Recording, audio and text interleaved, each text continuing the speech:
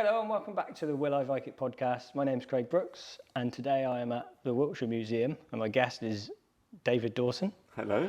Welcome to the show. Thank you. I had a mind blank then when I forgot your last name. Professional. Yeah, or something. Yeah. And David is the director of the museum.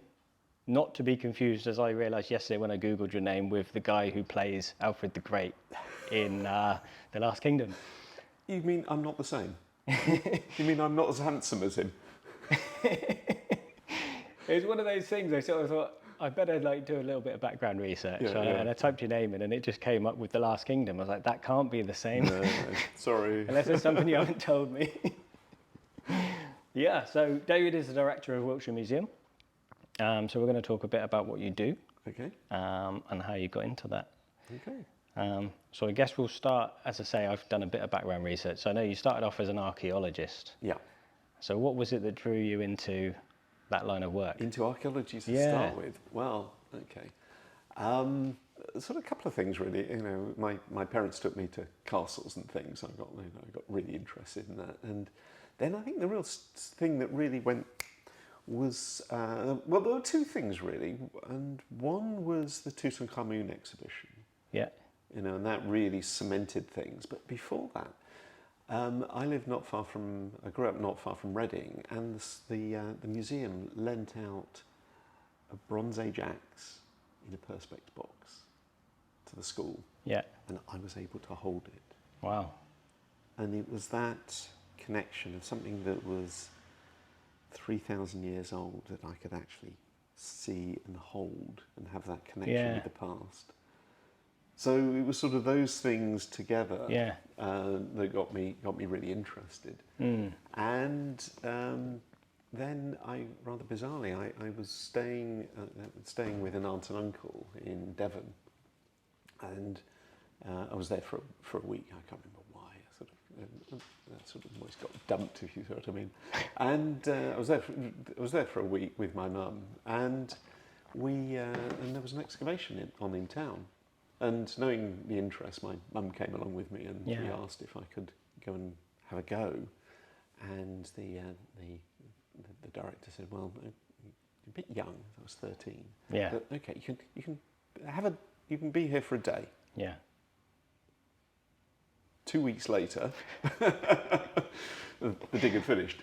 So I probably didn't mess up too badly. Yeah. So after that, then I started going on excavations regularly, sort of at school holidays and things like that. And by that stage, then that was it. I knew I wanted to do archaeology, be an archaeologist, and so went to university.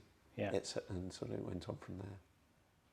So how does that then lead to you becoming the director of a museum? What made you leave sort of doing digs and archaeology? Yeah, well, at the time, it was before the way that archaeology works now, where in advance of a housing development, archaeologists are brought in to do excavations, and that's sort of fully paid for. So archaeology really was very much a hand-to-mouth business, and it was really, really very tough. The other thing was that although I was fine with walls. You know, give me a good medieval castle. Yeah. Absolutely no problem. Soil colours, my eyes just weren't really up to it.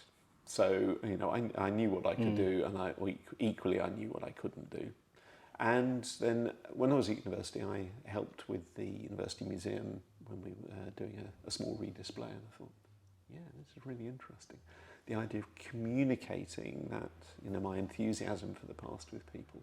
Yeah. And I thought, yeah, okay, I like that. And then I got, when I left university, I got a job on an employment programme, cataloguing museum collections at the Museum of Sussex Archaeology in Lewes. And that was it. That got me into museum training school. Yeah. And my first sort of paid proper museum job. So I was very lucky. And it sort of still gives you that element of working with the history itself, because you've actually got the items that you're preserving and looking after. Oh yeah, that's what it's all about. Yeah, and as you said, you're more of a walls person, whereas by having it in the in museum. terms of digging, I Yeah. just was not very good Yeah. with soil colours and Yeah. all the rest of it, which you need to be able to differentiate things, and I just wasn't Yeah. good enough.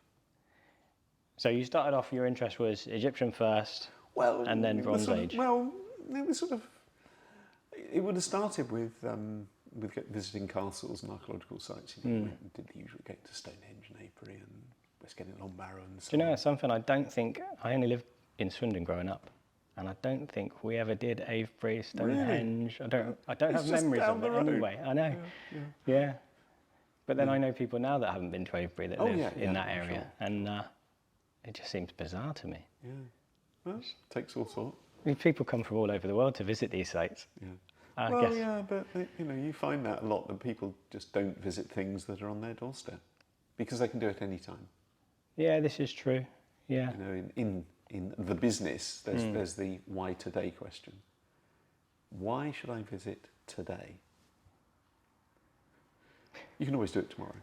Yeah. So one It's of the always things there, is when because museums are quite interesting, because obviously we do really into hardcore archaeology and so on, but at the same time we're a visitor attraction. We're a small business, so we have to think about answering that question of why today, and give people a reason for visiting today, and coming and paying their money, because otherwise the museum doesn't survive.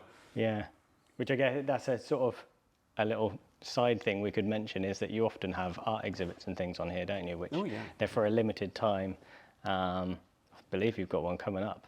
Yeah, so when is the exhibit? So the exhibition has just opened. We had the private view on Friday, so you can come and see it for yourself. It's absolutely brilliant. I'll have to make sure I have a look before I leave.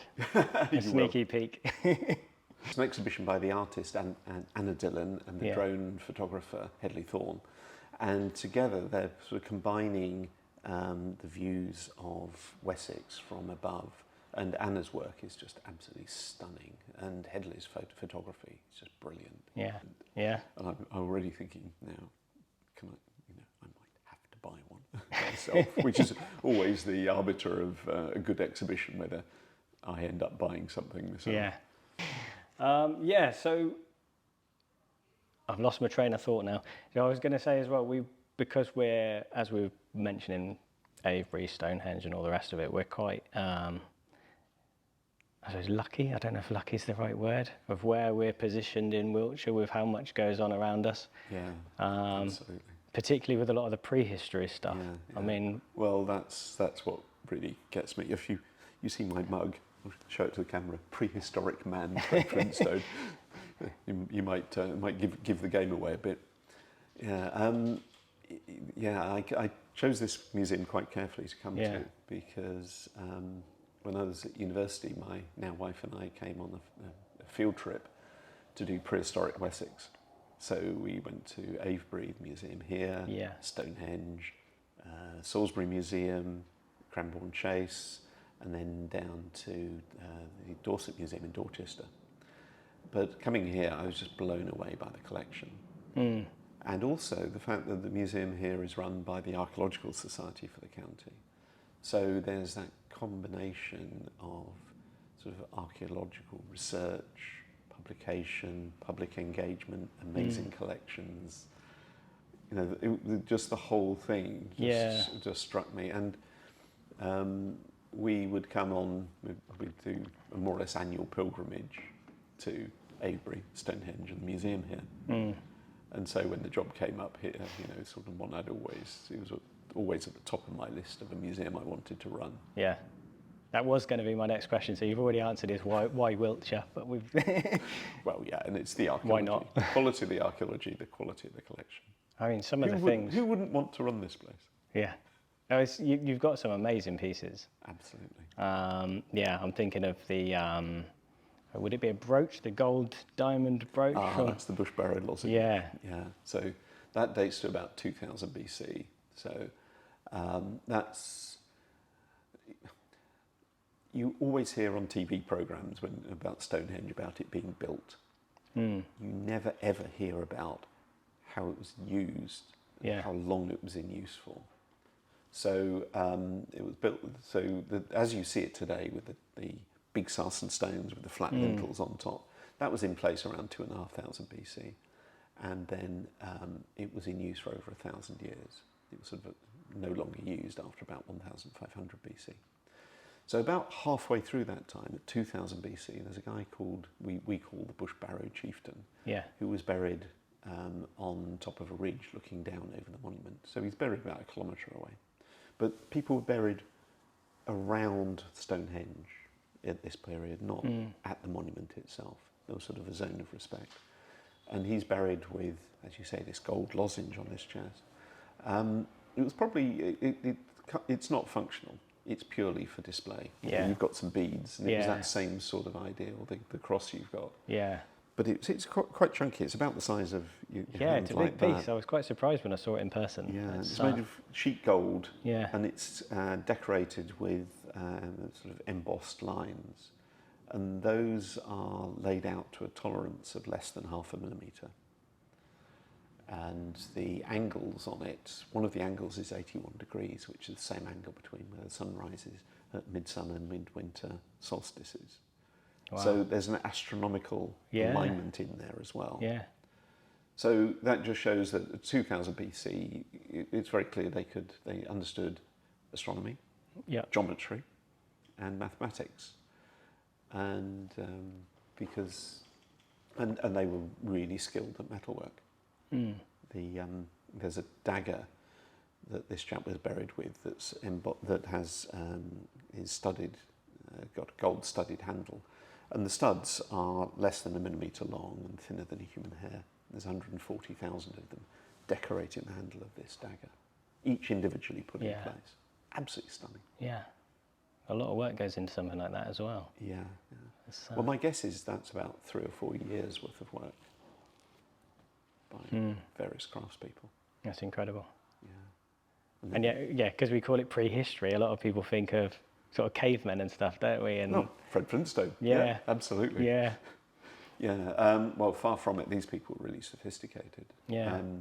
And what I say as well is that we have no evidence of writing. That doesn't mean they weren't writing. Yeah. Because you look at ancient Egypt, where we think they're really sophisticated. Of course they were, but the only reason we know of their writing is because they were carving on stone and writing on papyrus, which has survived in the dry climate. Here, anything written on anything like papyrus, anything like a sort of paper or skin or vellum or anything, would have just rotted away. Yeah. So it doesn't mean they weren't doing it.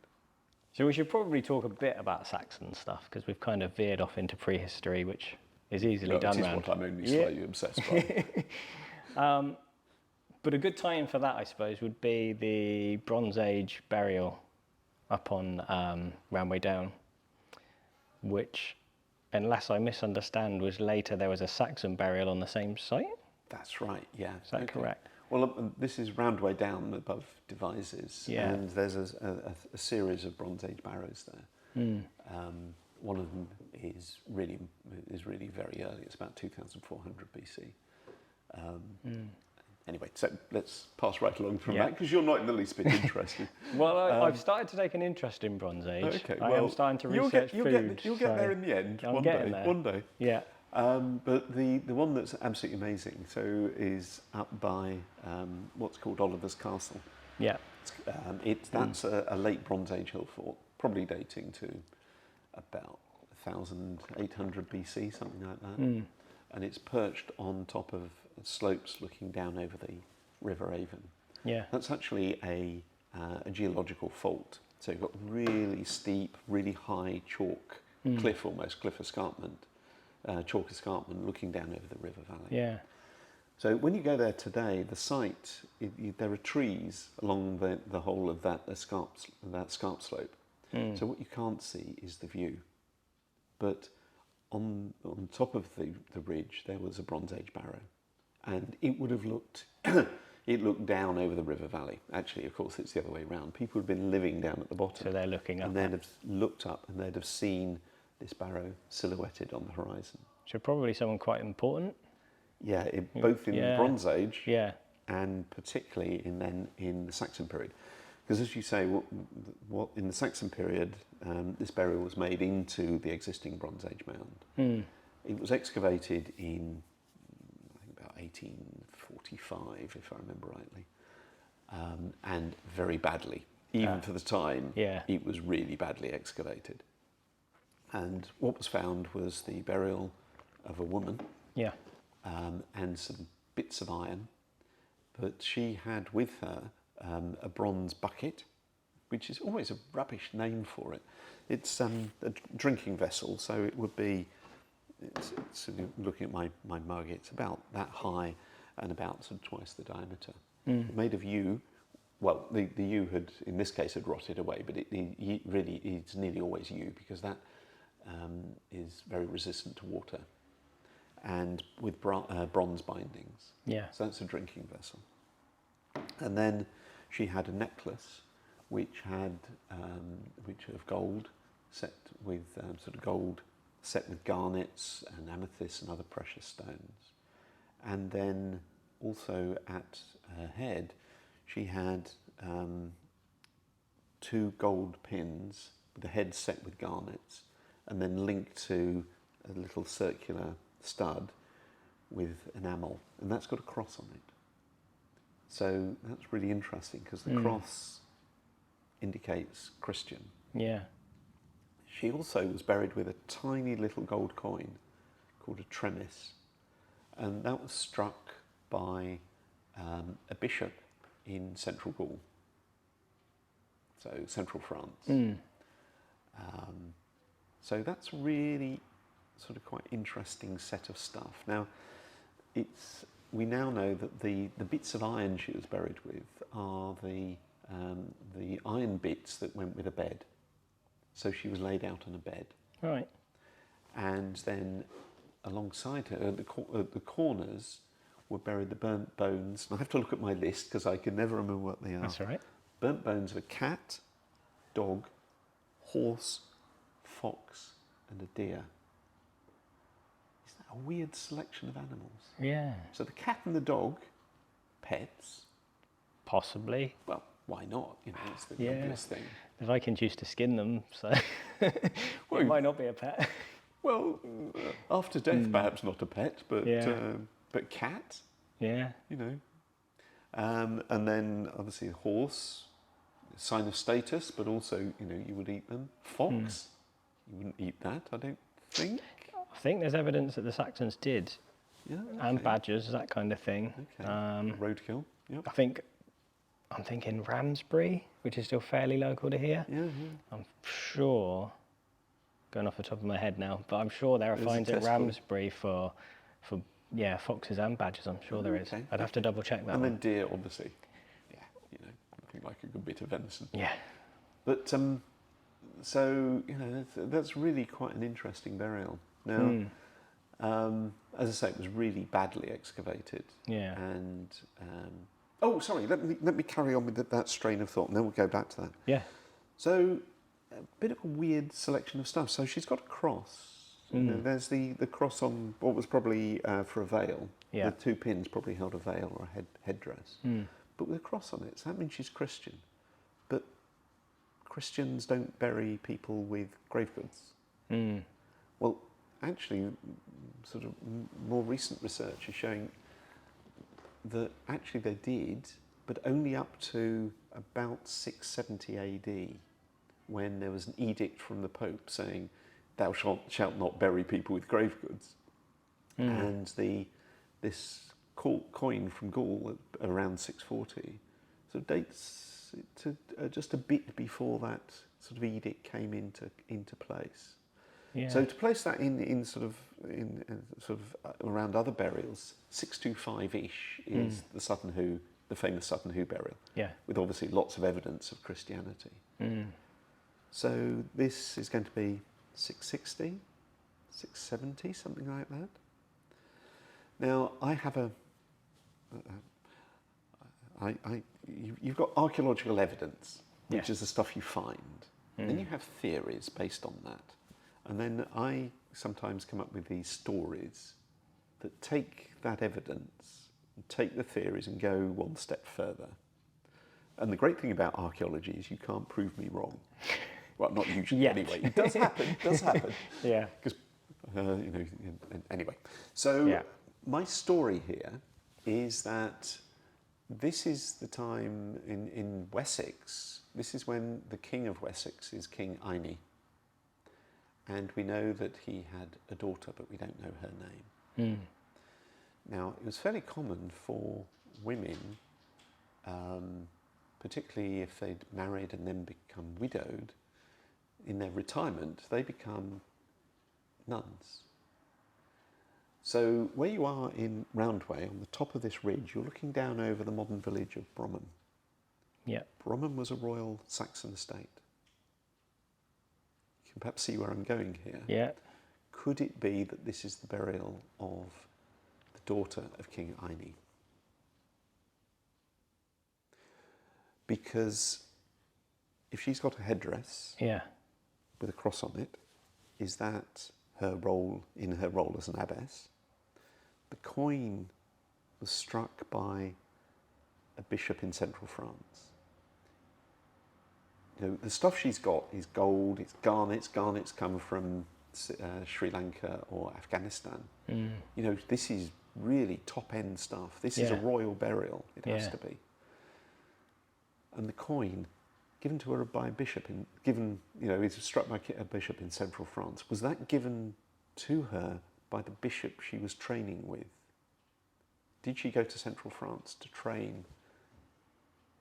Or would it be the other way around, is after burial? Because probably more with the Vikings, is that people would come and pay sort of homage to someone. So funerals might take a few weeks, and they'd add...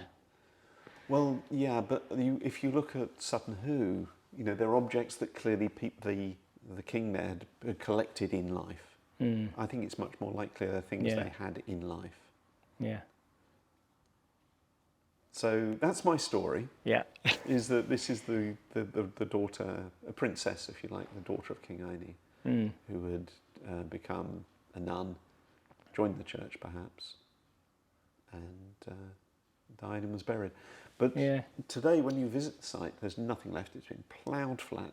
But you have to imagine the trees aren't there, and you're looking, and you know that burial mound would have been really stood out at the top of the hill. Now, the thing that is really interesting is that about 30, 40 years ago, the site was re-excavated by a team from the University of Durham, and they've not published their results, because the leader of the team has ended up being the head of department. Now they've just retired, and they're getting back to work on the burial. Now, in the meantime, there's been the odd change. So we now have DNA analysis, we have strontium analysis, isotope analysis of teeth. So the head of department, she is now going to throw all those techniques at the human remains that were excavated. So they might prove your theory. Or disprove. Or come up with something completely different. Yeah. But it's going to be really interesting. The other thing is that there's been a whole series of finds over the last 30, 40 years of royal burials that are of equal importance. The one at Prittlewell in Essex you may have come across. And there's very recently been a find in Northamptonshire of two almost identical gold pins linked by a gold chain in the same way. Yeah. So there's a sort of a new context in which to look at that burial. And because it was so badly excavated, it's never been properly published, then when this research is done and published, it's really going to put a brand new spotlight on this important burial. Because it's been ignored, because it's it's so out of date, no one's done any work on it. It's bizarre that something like that gets pushed to the side, isn't it? Like, someone of it does such happen. importance, potentially. Yeah. Well, it's happened to several objects in our collections that are of international importance, but because they've not been published recently, they've just been forgotten about. So do you think they would have buried her there because of, as we were saying before with the Bronze Age, that you could look up and see them? Or do you think it was intentionally on the same site as the Bronze Age burial? Or is that just a coincidence? Good question. Who knows? As you know, there's a lot of examples where Saxon burials are placed on in and around Bronze Age barrows. Yeah. Presumably, that's because it was thought to be a sacred place in some shape or form. Yeah. Look It's interesting. Barrow Clump that's been was excavated by Richard Osgood. There's something like nearly 100 Anglo-Saxon burials in and around that Bronze Age mound. So it's clearly been thought of as a place of burial, a place of respect. Yeah. And then you sort of go back to the names for these places. In Wiltshire, we've got sort of Adam's Grave and Giant's Grave and things like that. So there's that link with these prehistoric monuments that people didn't understand. They were linked with the deep past. So clearly it must have been felt to be an appropriate place to bury someone of great importance. Yeah, and that idea of, as we do with churches and graveyards now, don't we? We put everyone in one place, as it were. Yeah. So if they had this site that they knew had been used previously, it would make sense. But that's the right place to put someone. Yeah. It's interesting that they didn't have any superstition about digging up a spot of an old grave. Well, but if you've got a deep respect for the ancestors, you can show that in two ways. One is to leave them alone, and the other is, you do find bits of them and celebrate them. Yeah. So this is where I go back to my Bronze Age obsession, which you probably don't want to go into, but they were actually using bits of people to make objects with. Yeah. So we don't know whether that's people that were related to them. I've got my granny's leg bone as a dagger sheath, used as a dagger fitting, or whether it was an enemy killed in battle. Quite what those relationships were, we don't really know. Yeah, because then you could imagine that if it's your enemy's bone, that maybe you thought it had some kind of power. You're disrespecting them. Yeah, and you're showing your power, exactly. Yeah. But the Boscombe Bowman, which is burial not far from Amesbury, there was a wooden box, if you like. It wasn't really a coffin, but it was bigger than that. Yeah. And 7 men were buried consecutively in that same box. And as the body decomposed, the bones were shifted to one side when the next one was put in. So, that was in the Bronze Age how they were respecting their ancestors. Yeah. There's no disrespect there. It's just that's how they did it. So it's good. We have to think beyond our modern British way of thinking. Yeah. And look at how people did things in the past and do things in different parts of the world. So, as you know, I did ask you a little bit before I came whether we could talk a bit about Potton, because I'm a little bit biased because that's where I live, without giving away too much information. Amazing Bronze Age site there. Yes. Well, let's pass right along from that. We'll move on from that one, because it was upon visiting the church that I noticed they had a Saxon font, which I might cut in here just for people to have a look at what I'm talking about, because I've got a little bit of video of it. But then when I tried to look into it, I couldn't find much. I know there's been excavations in the area. So yeah, is there much for us to actually discover about Potton, or am I sort of hitting a dead end when I look into it? The Saxon church at Potton is absolutely fascinating, because there was an excavation in Potton in the 1960s, and they found traces of a wooden church. But this isn't where the modern church is. You see, what happened in 99.9% of places, of villages, is that there would have been a wooden Saxon church. And then that would then have been replaced in stone on the same site. Yeah. So occasionally you have excavations of churches, and they find small bits, sort of traces of the foundation trenches of a wooden church. But at Potton, the church was moved. So there's it's the porch house, isn't it? Yes. The amazing sort of late medieval building, sort of jutting out. I think into anyone the that's street. heard of Potton probably envisions that building, because that's Exactly, all the yeah. pictures are of that. And hope that the HGV lorry doesn't I wouldn't want to live hit there. it. Yeah, okay. In the back garden of there, they found the traces of a cross-shaped building. And those were trenches cut down into the soil, and that's sleeper beams for a Saxon church. So the church was down in the valley, Right. and then presumably in the Norman period, then it was moved and put at the top of the hill. Because of course you probably know that Potton was was the site of the palace of the bishops of, or sort of summer residence of the bishops of Salisbury. Yeah.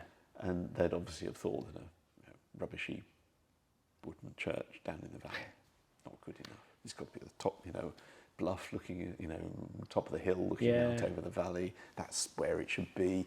My palace is on the hill on the other side. They look across at each other. Yeah. It's all about power, isn't it? And probably with the road to devizes, to the devizes which the bishop had recently had built as a castle and founded a market, founded a town to make money. This is all about demonstrating his power. So he's got his summer retreat.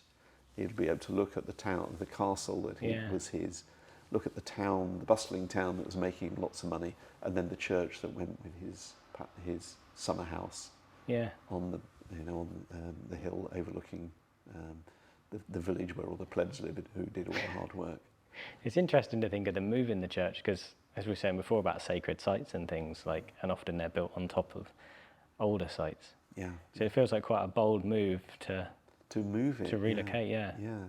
And it didn't happen very often. So that's what makes it so unusual and so interesting. Does that make it easier from an archaeological perspective? Because you can actually go into the foundations, as it were. Whereas well, the excavation was fairly speedy. But it did uncover I think most of the plan of the church, which is something you just can't do with standard church archaeology. Yeah. Because there are so many graves and sort of later building works, means that you just pick up bits of the plan of the Saxon church. So I presume there were burials at the Saxon church as well. Or were they moved? We don't know. Can't remember. You'll have to read the report. Yeah. No, it's an interesting. Yeah. Because when you move the church, do you then move the bodies with the church? They wouldn't have done. No. I think I don't remember there being any description of graves, but it was quite a small scale excavation. So, and it is quite likely with a timber church you wouldn't bury people inside. It's not quite the same as a stone church. So I think it's quite likely they'd be around the outside. Yeah. Is there any other evidence in Potton for? Yeah, well, as you say, the Saxon font. So that's interesting, because you can imagine that the font would have been, it was really important. The baptism was much more important then than now. And baptism would often have been for adults. So it's, we think of it today for babies, but then it would have been for adults. So you'd have been baptized.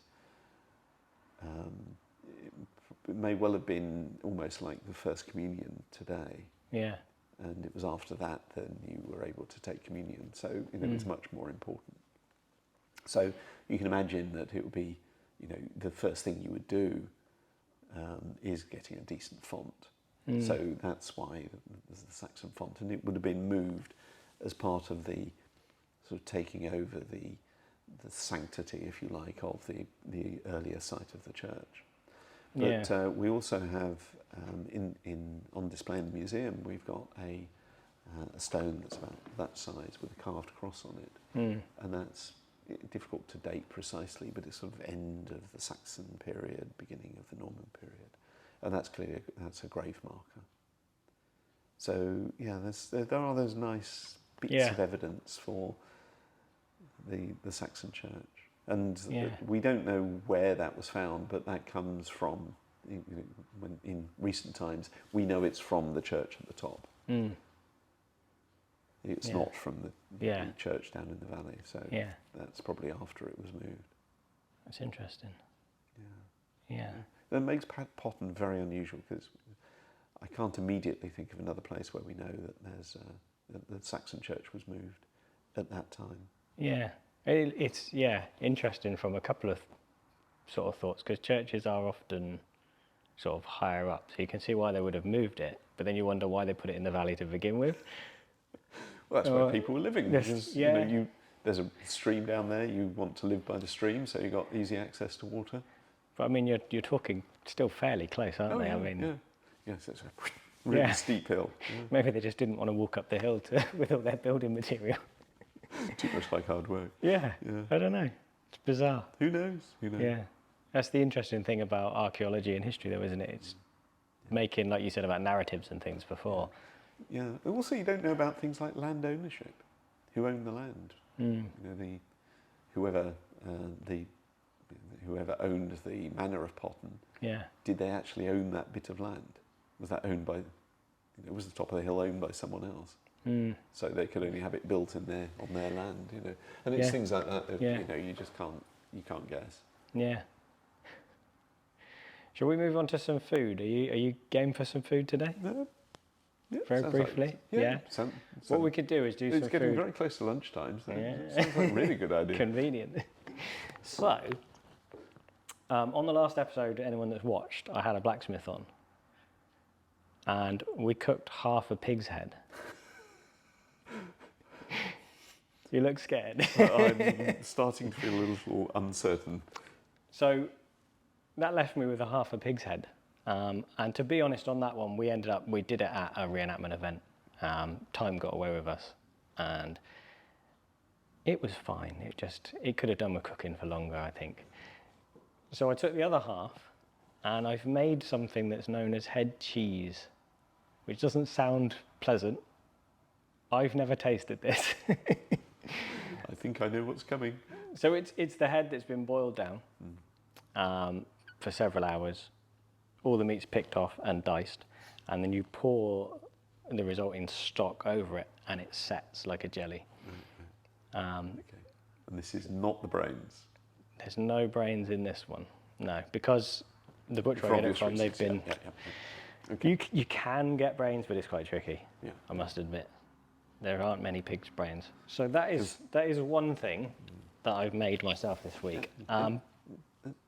It's interesting because have you come across devizes pie? No. You'll have to look up the recipe, and that's made of boiled up brains and various other things. I've not come across that one. So what you've got is the predecessor of devizes pie. So I've only recently, I say recently, what with COVID and stuff, it feels recent. We moved here 3 years ago, so it still feels new, if you know what I mean. So no, I haven't come across. I'm going to have to look that one up now and make a pie. So, you can see I hid it from your view. So we've got that, which I did try this earlier and it did, yes, look. So that's a thing. Okay, that's a thing. More pleasantly than that, if you're not into it, shall I quickly show that, just so people can see what we're talking about here. So it's just the gelatin from all the bones and stock, and with various bits of meat and fat from surprisingly meatier pig head. I was quite surprised, I must be honest. But more pleasantly, you'll like to know that yesterday I went to visit the local beekeeper. And he was saying, so he's got this honeycomb. This is Potton bees, or Potton honey, I think he is on Instagram. And he said what he suggests to people is that you use it as part of a cheese board. I wasn't linking the two together, don't worry. So he was saying a cracker with a bit of brie and some honeycomb. So I made some crackers this morning, which probably a bit more pleasant than head cheese. And I've also picked up some local cheese. So I didn't go for the brie, but I went for some goat's cheese from Avebury Goat Farm. So I tried to tie in a couple of... Which is delicious. You've had it before? Oh, I certainly have. The Brightwell ash, which actually technically is made in Gloucestershire, but they sell it at Avebury. Actually, no, is it Oxfordshire? I think it might be Oxfordshire, not Gloucestershire.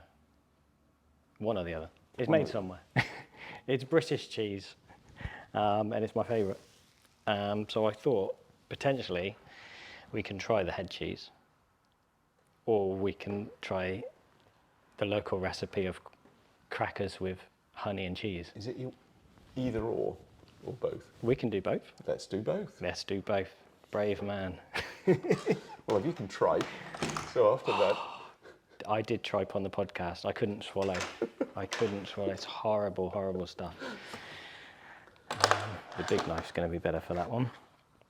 Yeah, I mean, we could always try that on a cracker, which might make it a bit more palatable. Have the cracker ready to take away the taste if it's really disgusting. Yeah. I'm not that into it smells really nice. I'm not so into like the gelatinous things, so should we just cut a couple of... It smells like pate. Do you know what I was going to say it smells like? Dog food. Don't ask how I know about dog food, but... As long as you only know how it smells rather than how it tastes. Oh no, I've eaten it. Yeah. It comes from the question that comes later, worst food ever. So I sat down with the manager of the Ancient Technology Centre and a couple of friends, and we ate what everyone said was the worst food ever, and one of those was dog food.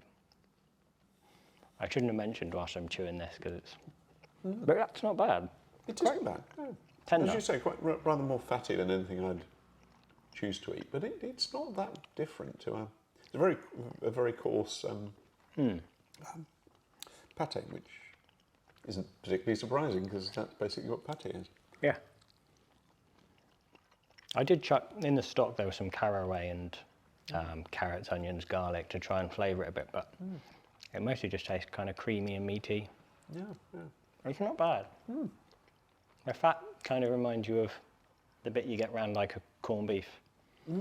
Yeah. Something like that. Yeah. I gather you can do the same thing with any head, so goat, sheep, Human. long pig. That's not what we've got today. Yeah. You'll be. Yeah. I'm actually pleasantly surprised by that because I wasn't sure, but. Yeah. Yeah, I think that was better than eating the head and just carving bits off with the thing looking at me. Yeah, I find that a little difficult. I'll leave that one there. I'll wash that up later.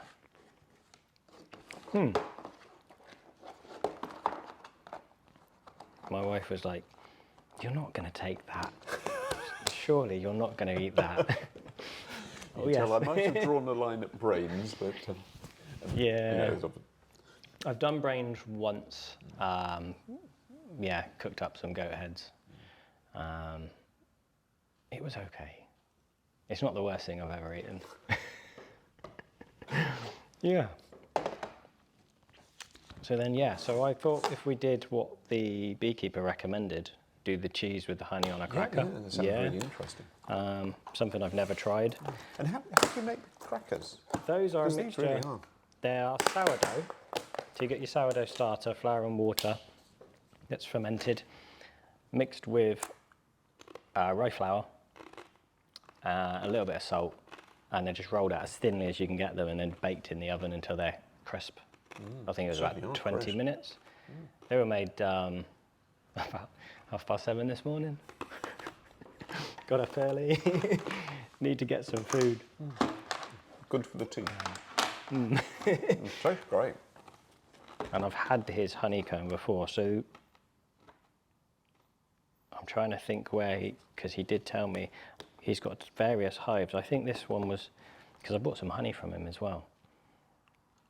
And one of them was from Carnhill Locks.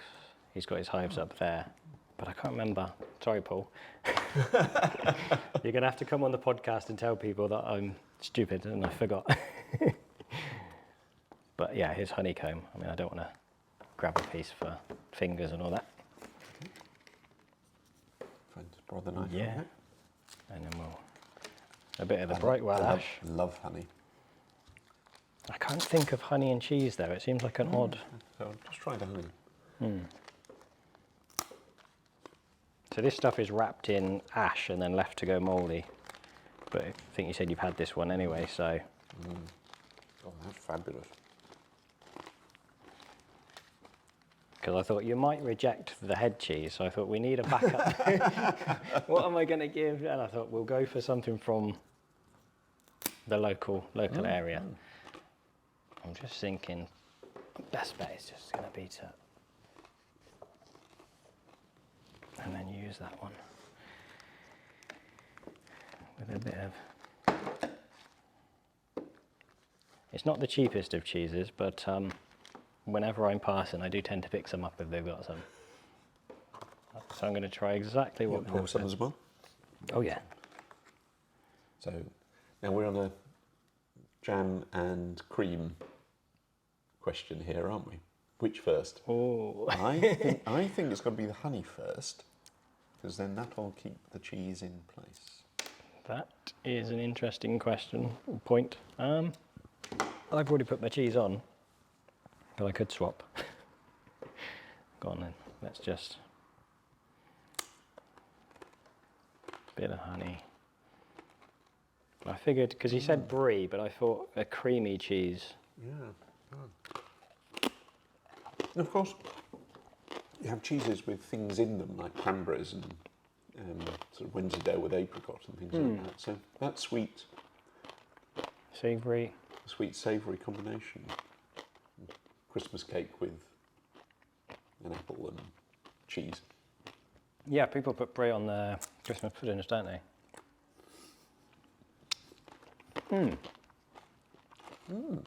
An interesting combination. Yeah. Not something I would have considered. Yeah, I could go for that.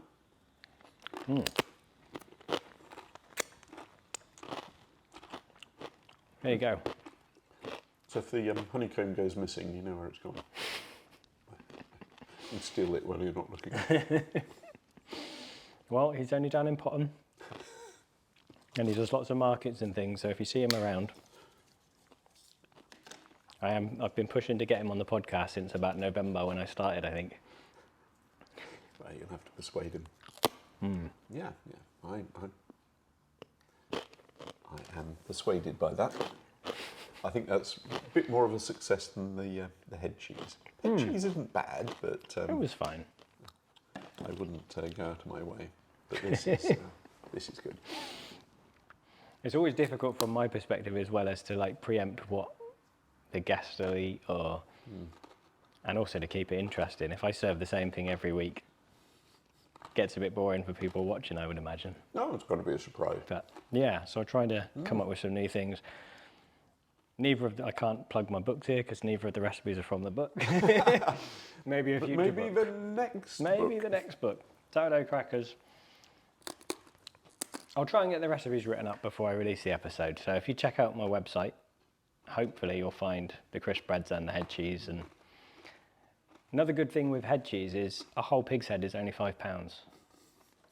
Because nobody wants them, I guess. But there's a fair amount of food for... Yeah, you need a big pan. I actually had to use a butcher's saw to cut it down again into quarters, and then because I couldn't get a pan big enough.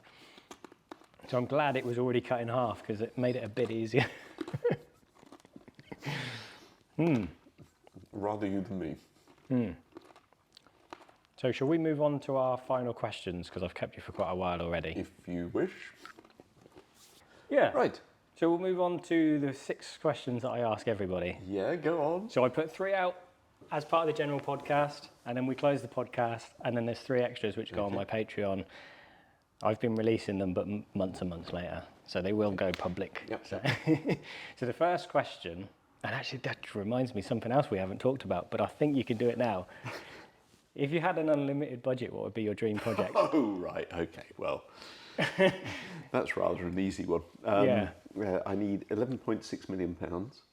Well, you've got an unlimited budget. Yep. Well, okay. Well, let's make it 25. Yeah. And I would move the museum to the former assize court in Devizes, which is it just looks like a museum. It's got 4 columns, Yeah. Bath stone front, and it's just an amazing building. Because it's been derelict for 30 years, so, and is listed grade 2 star, really ought to be grade 1, it's grade 2 star listed, and it's just shocking to see it. Yeah. So we do that up, put a bit out the back, make it into a new museum. Very simple. Nice.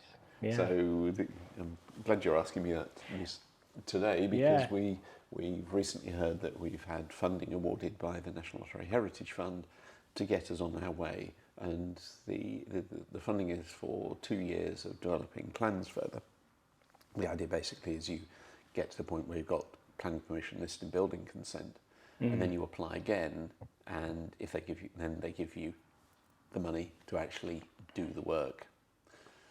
So we're quietly confident that if everything works out, then we will be able to do the project. Yeah. This is quite a long-term project, because I know I've spoke to you, I don't know if you remember, I spoke to you in the marketplace some time back. Yeah. I think you were looking at like 10 years or so. Yeah, well that was then, but we've had this thing called COVID.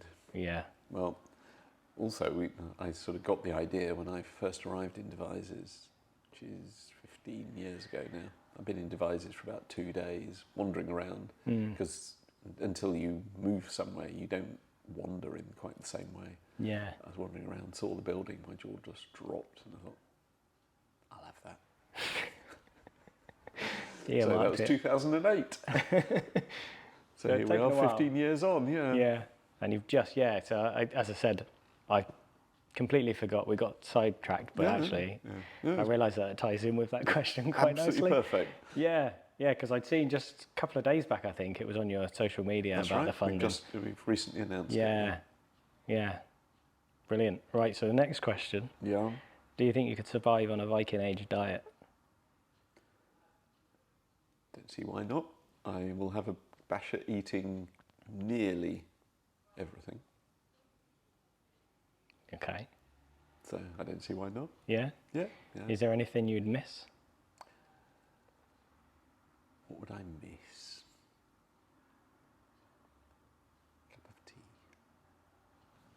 Cup of tea. Just for the listeners, I heard you. It has to be the cup of tea. Cup of tea, yeah. You're not going to have a cup of tea in the Viking Age. Yeah. I don't think that one's come up yet. Apart from a cup of tea, I don't think I'd miss anything else much. I like sort of fresh fruit and vegetables, but You'd fresh have fruit. some. For vegetables would be fine. Fresh fruit, the sort of peaches and so on, is a complete no-no. Yeah. So I miss that, but I love apples. So most of the year I'd be quite happy. Yeah, although the apples would be more like a crab apple style, so you're looking at tart, not so sweet, not smaller. True. That's the sort of thing you forget when you're not thinking about food in quite the same way. Yeah. Okay. So I miss fruit then, but it's the cup of tea, really. Well, I suppose I'd be drinking beer there. So. Yeah. Maybe there's some compensation. Daily beer. Small beer, of course. Yeah. Yeah, maybe that would be all right. No, I'd still miss the cup of tea. It's that question, isn't it, of whether you'd be aware that you used to have it or not. Oh, well, that would be... Because if you were thrown back in time, you wouldn't... Oh, yeah, you wouldn't notice, yeah. But, for the sakes of the question, you'd be aware that you didn't have tea. Maybe you'd know where to get it from and you'd trek across to... Yeah. All right, so that's those three. Okay. We'll close the podcast. So if anyone wants to see more with David, we're going to jump over to my Patreon and I'm going to ask him 3 more questions. And they're the really difficult ones. So other than that, thank you for coming on. It's been a pleasure. Oh, do you want to do a quick social media plug for the museum or anything whilst we're... Yeah, well, if you want to find out more about us, go to wiltshiremuseum.org.uk. You might be interested that we we run a whole series of online talks and lectures, and there's an amazing program there. If you go to What's On and look under there, you see the catch-up bit of our website. Loads and loads of really interesting talks. And if you want to keep up with us with what we're up to, We're at Wiltshire Museum on Instagram, Twitter and Facebook. There you go, nice and easy. Very simple. Yeah. Well, thanks for coming on. It's been a pleasure. Thank you. And jump over to Patreon if you want to see more. Bye. Bye. If you enjoyed the podcast or want to hear more, remember to like and subscribe and give me a rating. For recipes and ideas, visit my website saxonforager.co.uk. I also have 3 cookbooks available to buy on Amazon worldwide. These are Eat Like a Viking Volumes 1 and 2 and Eat Like a Halfling. Thanks for watching.